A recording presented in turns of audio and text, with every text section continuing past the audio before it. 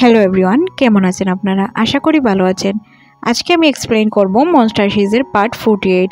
আগের পার্টগুলো আমার চ্যানেলে আপলোড করা আছে, আপনারা চাইলে ওইগুলো আগে দেখে আসতে পারেন। তো গত পর্বের শেষের দিকে আমরা দেখেছিলাম লিয়ার ফোনে একটি ফোন আসে। ওই আননোন নাম্বারে ফোন করা লোকটি বলে যে আমার কাছে ওই প্যান্ডোরা বক্সের ফাইলগুলো আছে, তুমি যদি আমাকে এত টাকা দাও তাহলে আমি এই ফাইলটি দিয়ে দিব। তখন লি বলে তোমাকে আমি তার থেকেও বেশি টাকা দিব, তুমি আমাকে ওই ফাইলটি দিয়ে দাও। তখন ওই আননোন নাম্বার কলারটি বলে এত তাড়াতাড়ি তো না, আমাকে চিন্তা করার মতো সময় দিতে হবে, তারপর আমি আপনাকে জানাবো। অন্যদিকে আমরা দেখতে পাই মিডিয়ায় নীল এবং রোল্যান্ডের নিউজটাই চড়াচড়ি হচ্ছিল। দুজন প্রেসিডেন্ট ক্যান্ডিডেট হচ্ছে ফল্ট, এখন আমরা কাকে ভোট দিব বা কাকে নির্বাচন করব, আর এই সব কিছু নিউজে চলছিল। আর এই নিউজ বসে বসে দেখছিল চেয়ারম্যান তার পিয়াকে বলে যে এই সবগুলো ফাইল তো আমার প্যান্ডোরা বক্স ছাড়া অন্য কোথাও ছিল না, তার মানে কি এন্ড্রিও এইগুলো লিক করে দিয়েছে, আর যে ওই প্যান্ডোরা বক্স দেখিয়ে সব কিছু ফাইনাল করে দিয়েছে। এইদিকে আমরা নীলকে দেখতে পাই যে কিনা চিন্তা করছিল যে আমার মান সম্মান, আমার এত দিনের স্বপ্ন সব কিছু ধুলোয় মিশিয়ে দিল এই যে আমি কখনো কল্পনাও করতে পারিনি যে আমার এতটা ক্ষতি করবে।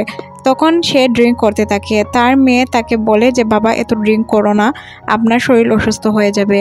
আর আপনি তো ওই রোল্যান্ডের থেকে কম কিছুই করছেন, ও তো মেয়েদের জীবন নিয়ে খেলেছে, আপনি তো শুধুমাত্র টাকা লেনদেন করেছেন, এতে আপনার আহামরি কোনো ক্ষতি হবে না। তখন নীল বলে জিতের এত কাছে গিয়ে আমি হেরে যাব, এটা আমি কখনো কল্পনাও করতে পারিনি, আমাকে এটা শেষ দেখতে হবে।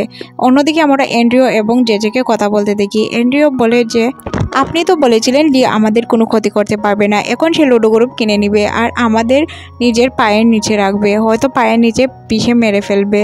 তখন জেজে বলে এত চিন্তা করো না, আমরা কোনো কিছু একটি প্ল্যান করে নিব। এন্ড্রিও জেজেকে ধমক দেয়, আর তখন তাদের পাশে আমরা তাদের দুজনের অ্যাসিস্ট্যান্টকে দেখতে পাই। এন্ড্রিওর অ্যাসিস্ট্যান্টকে জেজের অ্যাসিস্ট্যান্ট মারে, আর তখন জেজে বলে তোমার সাহস কীভাবে হয় ওকে মারার, এটা বলে সে সাথে সাথে তার অ্যাসিস্ট্যান্টকে টাস করে চোর বসিয়ে দেয়। আর এটা আমাদের কল্পনারও বাহিরে ছিল, কারণ যে তার অ্যাসিস্ট্যান্টকে অনেক বিশ্বাস করতো, তার অ্যাসিস্ট্যান্টও তাকে অনেক বিশ্বাস করতো। তখন তারা তাদের যে এন্ড্রিওকে বলে এখন মাথা গরম করার সময় না, তুমি ঠান্ডা মাথায় চিন্তা করো, অবশ্যই কোনো সমাধান আমরা পেয়ে যাব, আর এটা খুব দ্রুতই হবে।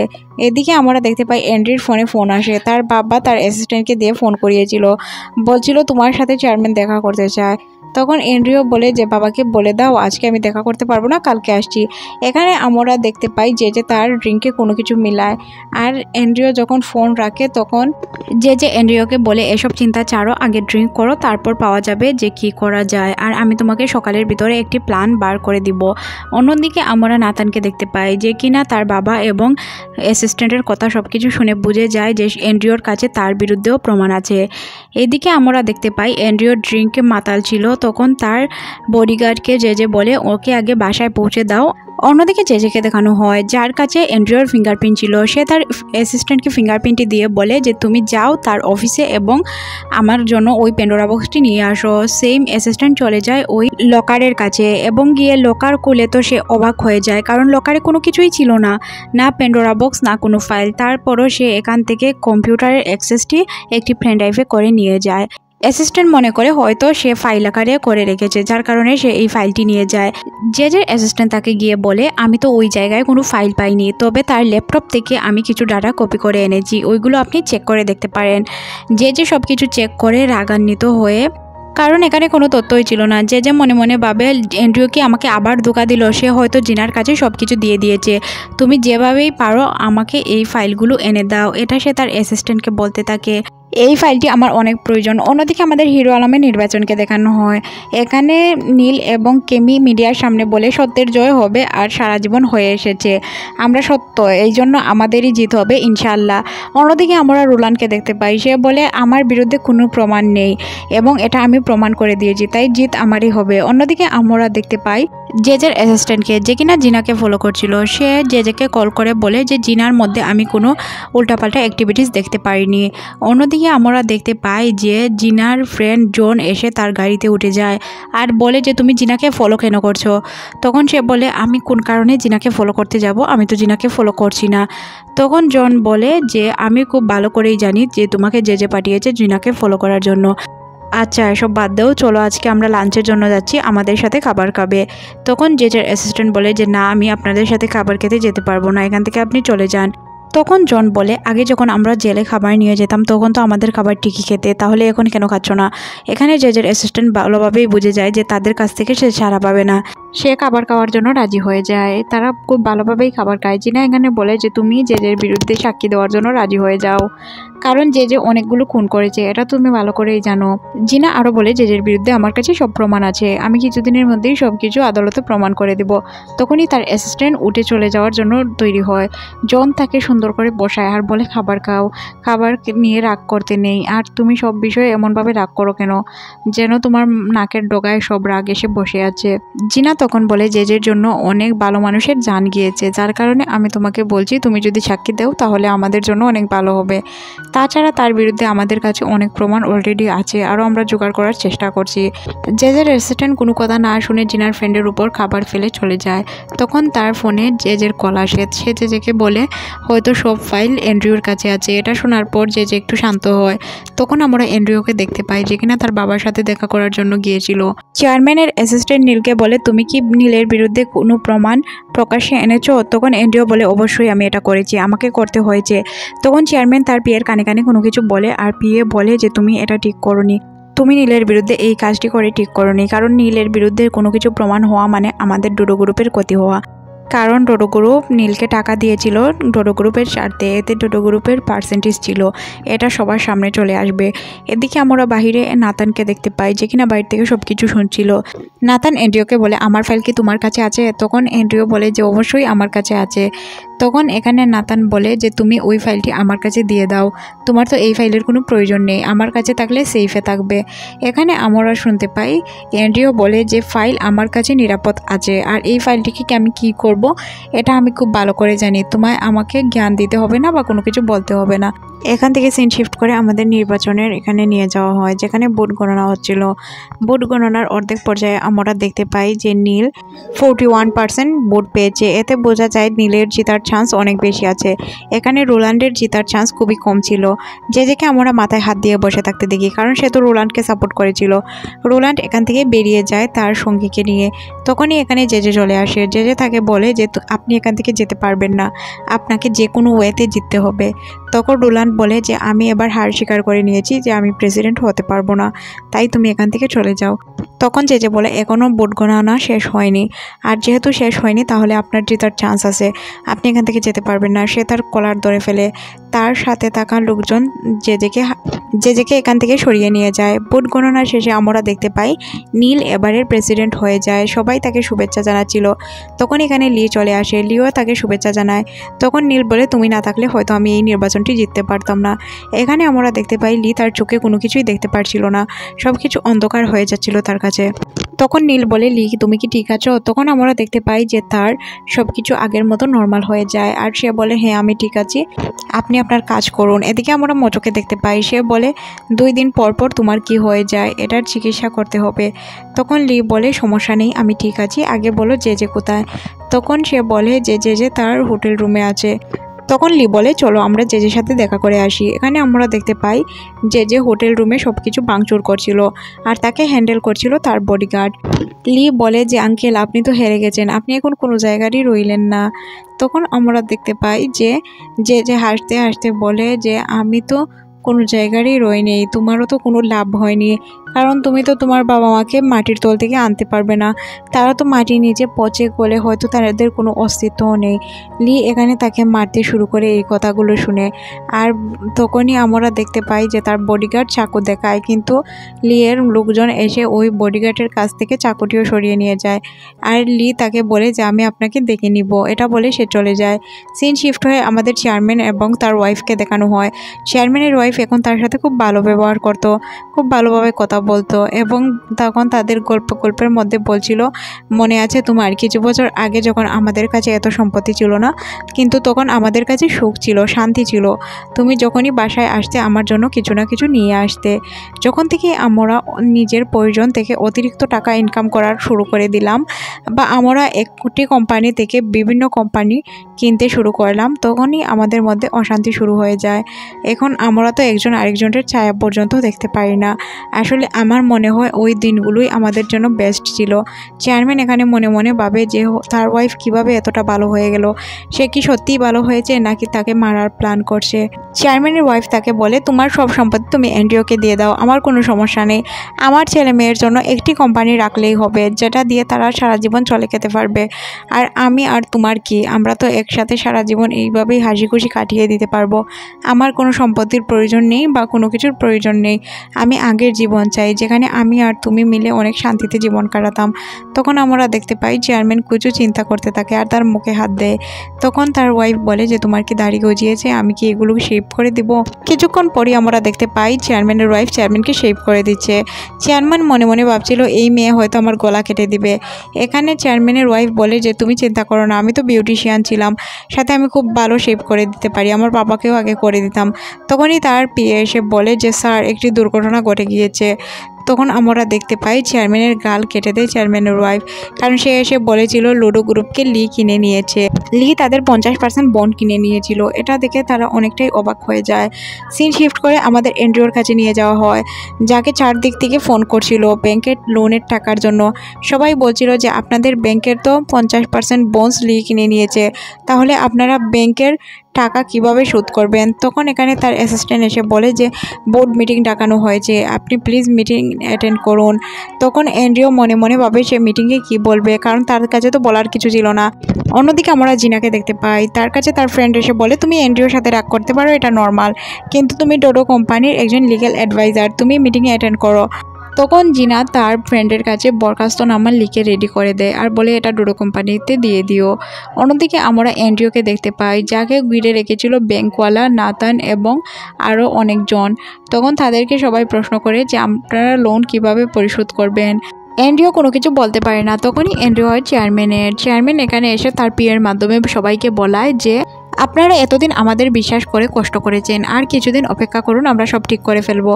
লি এখানে বলে যে অসম্ভব, আপনি যত তাড়াতাড়ি সম্ভব আমাদের ফান্ডস আমাদের ফেরত দিয়ে দিন, না হয় আমাদের কাজ হবে না, আপনাকে অনেক বছর আমরা বিশ্বাস করেছি।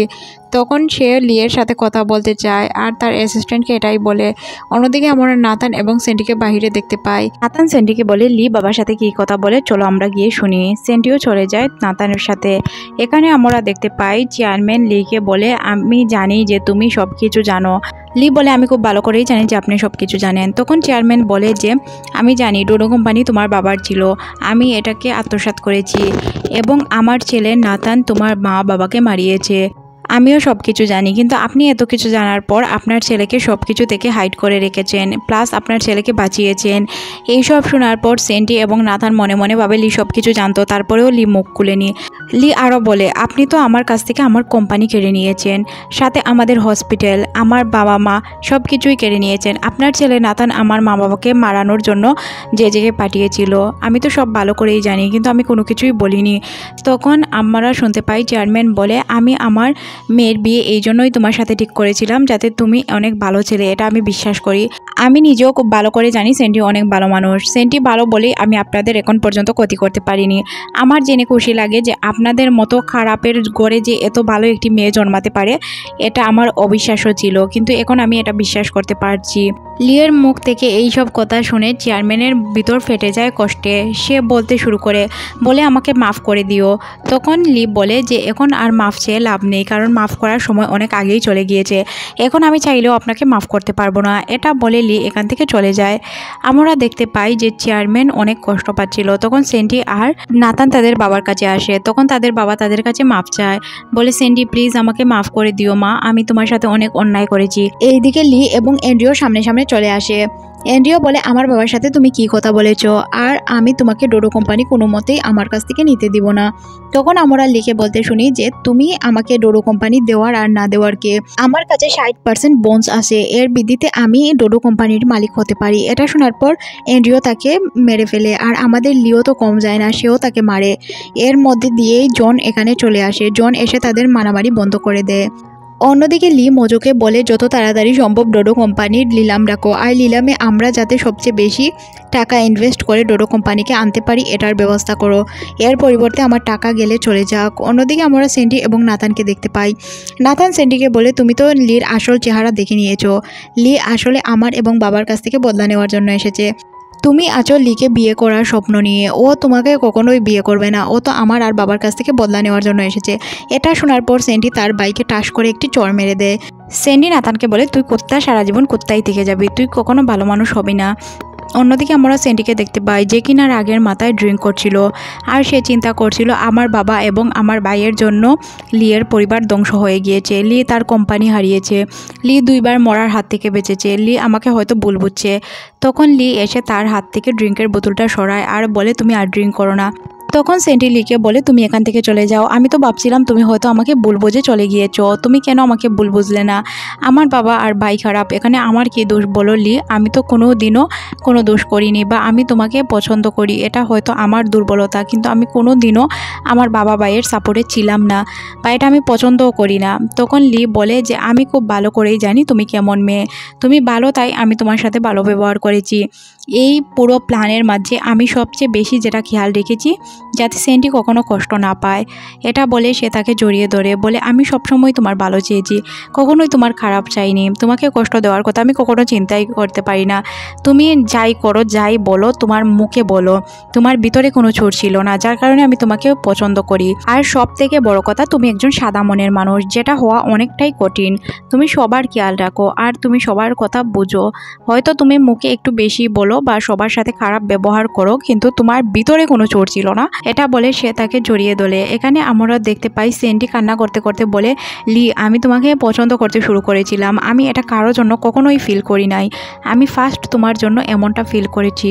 আমি এখন আমার ভালোবাসাও নিজের কাছে অবহেলিত মনে হচ্ছে বা বোঝা মনে হচ্ছে, কারণ আমি তোমাকে যে ভালোবাসি এটা আমি তোমাকে চাইলেও বলতে পারবো না, কারণ আমি তোমার দুশ্মনের মেয়ে বা দুশ্মনের বোন, আমি তোমাকে চাইলেও আর ভালোবাসতে পারবো না। স্যান্ডি এখানে বলে, দেখো কিছুদিনের মধ্যে আমি তোমার থেকে ভালো ছেলে বিয়ে করে দেখিয়ে দিব, আর তখন তুমি পস্তাবে যে আমি ভালো মেয়ে হাতছাড়া করে দিলাম। লি হাসতে হাসতে বলে, সমস্যা নেই, তুমি বিয়ে করো, আমার কোনো প্রবলেম নেই। অন্যদিকে আমরা লিকে দেখতে পাই যেখানে মজোর সাথে বসে কথা বলছিল। তারা এখানে প্ল্যান করছিল তাদের যে আননোন নাম্বার থেকে কল করেছিল ওই ছেলেটি কে হতে পারে বা লোকটি কে হতে পারে। লোকটি বলেছিল এখন সে প্যান্ডোরা বক্স দিতে পারবে না, তার মানে ওই লোকটি লিয়ের পুরাতন হসপিটালে কাজ করতো, আর এখন হয়তো সে ডোডো কোম্পানিতে কাজ করে, তার মানে সে অনেক কাছের একজন কেউ বা পরিচিত কেউ, তাকে খুঁজে বের করতে হবে আর যত তাড়াতাড়ি সম্ভব তার কাছে পৌঁছতে হবে। আর যদি আমরা না পৌঁছতে পারি তাহলে আমাদের জন্য একটি প্রবলেম হয়ে দাঁড়াবে, কারণ এটা অনেক বেশি জরুরি। তখনই আমরা দেখতে পাই যে আবার লি সব কিছু ধুন্দলা দেখতে থাকে বা তার অন্ধকার হয়ে যায়। তখন মজো তাকে বলে যে আপনাকে খুব তাড়াতাড়ি সিটি স্ক্যান করানো উচিত। তখন লি সিটি স্ক্যান করিয়ে বের হয়ে যায় আর সবাইকে এসে বলে যে আমার কোনো প্রবলেম হয়নি, কিছুদিনের মধ্যে সব কিছু ঠিক হয়ে যাবে, এটি একটি নর্মাল প্রবলেম। এখানে আমরা দেখতে পাই যে সে দূর থেকে জিনাকে দেখতে শুরু করে, আর এখানে ডক্টর কি বলেছিল এটা আমাদের দেখানো হয়। ডক্টর বলেছিল এটা একটি রেয়ার কেস, তুমি কিছুদিনের মধ্যে অন্ধ হয়ে যাবে, হয়তো 6 মাস বা 7 মাস তুমি ভালো থাকতে পারো, এরপর তুমি পুরোপুরি অন্ধ হয়ে যাবে। যদি অপারেশন করা হয় তাহলে তো লি একদমই বাঁচবে না। লি দূর থেকে জিনাকে দেখছিল আর মনে মনে ভাবছিল আর 6 মাস হয়তো আমি তোমাকে এই চোখ দিয়ে দেখতে পারবো, তারপর আমি হয়তো আর তোমাকে কখনোই দেখতে পারবো না। সে অনেকটাই ইমোশনাল হয়ে যায়। অন্যদিকে আমাদের জেজেকে দেখানো হয় যে কিনা বসে বসে ড্রিঙ্ক করছিল। নাতান জেজের সাথে দেখা করার জন্য আসে এবং তাকে বলে যে আমাদের কোম্পানিকে লি কিনে নিয়েছে, এখন তো আপনার আর এন্ড্রিওর সব সম্পর্ক শেষ হয়ে যাওয়ার কথা। তখন জেজে এন্ড্রিওকে কল করে আর বলে যে এটা কি শুনলাম, আমাদের কোম্পানি নাকি কিনে নিয়েছে লি। তখন এন্ড্রিও বলে হ্যাঁ আমাদের কোম্পানি লি কিনে নিয়েছে, আমি তো আপনার সাথে এই বিজনেসের কারণেই কথা বলতাম, আপনি আমাকে আর কল করবেন না। তখন জেজে বলে সমস্যা নেই, আরও সময় আছে, আমরা কোনো না কোনো প্ল্যান করে নিব আর কোম্পানিকে বাঁচিয়ে নিব। তখন এন্ড্রিও বলে আপনি আর আমাকে কখনোই কল করবেন না। এটা শোনার পর জেজের মাথা গরম হয়ে যায়। তখন নাতান তাকে বলে যে আমাদের কোম্পানিকে বাঁচানোর কি কোনো রাস্তা নেই? নাতান বলে এন্ড্রিওর কাছে প্যান্ডোরা বক্স আছে, প্যান্ডোরা বক্সে আমাদের বিরুদ্ধে প্রমাণ আছে, এগুলো যদি ভাইরাল হয়ে যায় তাহলে আমরা প্রবলেমে পড়ে যাব। তখন জেজে বলে যে কিছুদিন আগে আমার অ্যাসিস্ট্যান্ট গিয়েছিল, এন্ড্রিওর কাছে প্যান্ডোরা বক্স নেই, আসলে এই প্যান্ডোরা বক্স কার কাছে আছে এটা আমাদের খুঁজে বের করতে হবে। আসলে কি প্যান্ডোরা বক্স এন্ড্রিওর কাছে আছে নাকি এন্ড্রিও এতদিন ধরে আমাদের বোকা বানিয়ে আসছিল, কারণ এন্ড্রিওর কাছে তো আমরা এই ফাইল পেলাম না। অন্যদিকে আমরা জিনা এবং এন্ড্রিওকে দেখতে পাই। এন্ড্রিও গিয়েছিল জিনার সাথে দেখা করতে। এন্ড্রিও বলে দেখো জিনা, আমি তোমাকে ভালোবাসি এবং তোমার সাথে সারা জীবন থাকতে চাই। জিনা এখানে বলে যে তুমি আমাকে একের পর এক মিথ্যা কথা বলেছ, তুমি আমার মন ভেঙেছ, এখন আমি আর তোমাকে বিয়ে করতে পারবো না। তখন এন্ড্রিও বলে আমার কাছে প্যান্ডোরা বক্স আছে, তুমি যদি চাও আমি তোমাকে প্যান্ডোরা বক্স দিয়ে দিতে পারি, আর তুমি আমাকে প্লিজ বিশ্বাস করো আমি কোনো কিছু করিনি। অন্যদিকে আমাদের মজোকে দেখানো হয় যে কিনা লিকে এসে বলে যে আমার কাছে তথ্য আছে, কিছুদিন আগে নাতানের অ্যাসিস্ট্যান্ট কিছুদিন আগে তার ফ্যামিলিকে ফরেনে পাঠিয়ে দিয়েছে আর সে নিজেও ফরেন যাওয়ার চেষ্টা করছে, আর তার কিছুদিন আগের কিনা অ্যাপার্টমেন্টটিও সে বিক্রি করে দিয়েছে। সে এন্ড্রিওর কাছ থেকে ফিঙ্গারপ্রিন্ট চুরি করে ওই প্যান্ডোরা বক্সটি চুরি করে নিয়েছে। কিছু বছর আগে তোমার মেডিকেলেও সেই কাজ করতো।